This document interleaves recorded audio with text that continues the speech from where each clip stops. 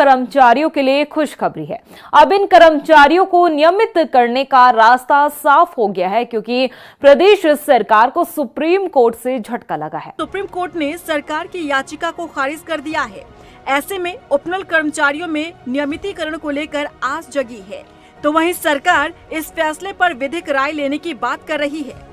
लेकिन विपक्ष के विधायक प्रीतम सिंह का कहना है कि सरकार को उपनल कर्मचारी के हित में निर्णय लेकर नियमित करना चाहिए। उपनल कर्मी बड़े लंबे समय से ये मांग करते आ रहे हैं कि समान कार्य समान वेतन मिलना चाहिए, और उनकी ये मांग जायज़ भी है। और सरकार लगातार वादे भी करती रही, लेकिन अंतोगत्वा सरकार ने इस दिशा में कोई कदम नहीं उठा, और इसलिए उपनल कर्मी जो हाईकोर्ट गए, हाईकोर्ट से एक निर्णय आया, जिस निर्णय के खिलाफ जो है सरकार सुप्रीम कोर्ट में गई, और सुप्रीम कोर्ट ने भी जो है सरकार की बात को टर्न डाउन करते हुए कहा कि जो हाईकोर्ट का निर्णय है तदनुसार सरकार कार्य करे। अब तो सरकार को करना पड़ेगा, अपने विवेक से सरकार कुछ काम नहीं करती है। जब कोर्ट से जो है, न्यायालय से जब कोई बात आती है तब तदनुसार वो चलने का काम करते हैं। अब तो मजबूरी है सरकार की, अब तो समान वेतन समान कार्य और नियमितीकरण की बात सरकार को करनी है। मनोज जी, क्या है ये पूरा मामला, क्या है, आप लोगों की क्या मांग थी, कोर्ट में क्या कहा, और कोर्ट के आदेश को किस तरीके से उपनल कर्मचारी संगठन देखता है? उत्तराखंड उपनल कर्मचारी उत्तराखंड में 2004 से कार्यरत है विभागों में। राज्य के जो भी विभाग हैं, प्रत्येक विभाग में कर्मचारी पूरे मनोयोग से पिछले 20 साल से कार्य कर रहा है।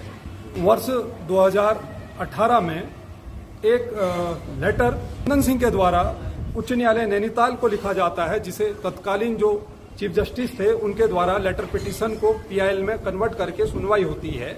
तो कोर्ट उसमें उपनल कर्मचारियों के संबंध में राज्य सरकार से पूरा उनका ब्यौरा लेती है, उनकी समस्याओं को लेती है, काउंटर दाखिल करने को कहती है। सरकार अपना काउंटर दाखिल करती है।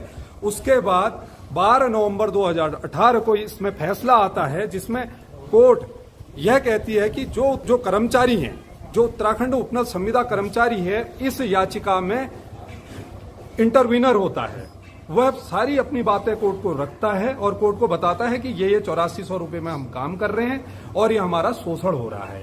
तो इसको देखते हुए 12 नवंबर 2018 को फैसला आता है।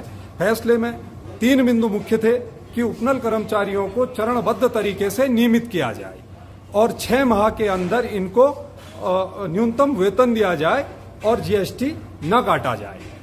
तो उस समय भी हमें बहुत एक खुशी थी कि भाई हमारे फेवर में माननीय उच्च न्यायालय से जनहित याचिका में एक फैसला आया है। लेकिन तत्कालीन राज्य सरकार ने इस मामले को लागू करना छोड़ के सर्वोच्च न्यायालय में चुनौती दे दी। कर्मचारियों ने बहुत लंबे संघर्ष के बाद कम मानदेय में इस फैसले का प्रतिवाद किया इस केस में। तो यह केस सुप्रीम कोर्ट में लगभग 6 साल तक पेंडिंग रहा। सरकार ने इसके पीछे बहुत सारी और याचिकाएं भी जोड़ी। 15 अक्टूबर को यह मामला कोर्ट नंबर 7 में आइटम नंबर 64 में लगा जस्टिस विक्रम नाथ जी की बेंच के सामने।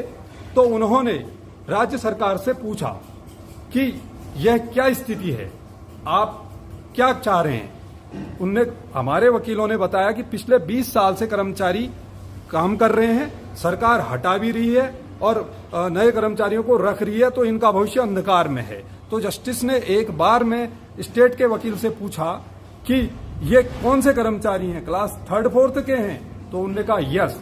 तो आप क्या कहना चाहते हैं। उनने कहा उमा देवी का एक वो था, उनने कहा उमा देवी का जो जजमेंट है इन्हीं लोगों को के लिए लागू करने के लिए है, आप इन पर लागू कीजिए और इन्हें नियमित कीजिए। उन्होंने सरकार की एसएलपी को डिसमिस कर दिया। तो कर्मचारियों में एक उत्साह है, उनने लड़ाई लड़ी है सरकार के विरुद्ध। तो एक फैसला आया है, सरकार को इस का पालन करना चाहिए, कर्मचारियों को नियमित करना चाहिए, क्योंकि लोक कल्याणकारी सरकारें हैं।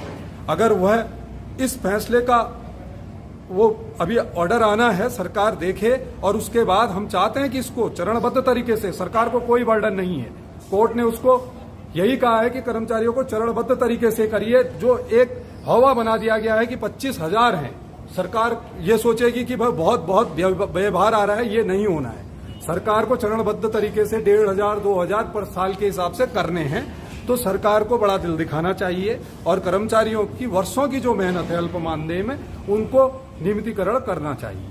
एक जो आपने ये लंबी जंग लड़ी है रेगुलराइजेशन के लिए, नियमितीकरण के लिए, उसमें आज आपको एक बहुत बड़ी सफलता मिली है और देश की सबसे बड़ी अदालत से मिली है।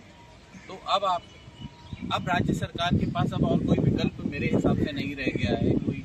अब उन्हें आपको नियमितीकरण जो है आप लोगों का करना ही पड़ेगा। हाई कोर्ट का आदेश पहले ही था, उस आदेश पे आज सुप्रीम कोर्ट ने मोहर लगा दी है, पुष्टि कर दी है, तो अब सारी अटकलें खत्म हो गई हैं। ठीक है, समय लगा, बट है, न्याय व्यवस्था है, कोई चीज़ें होती हैं, अड़चनें होती हैं, बहुत सारी माइटी स्टेट के खिलाफ लड़ना कोई आसान काम नहीं होता।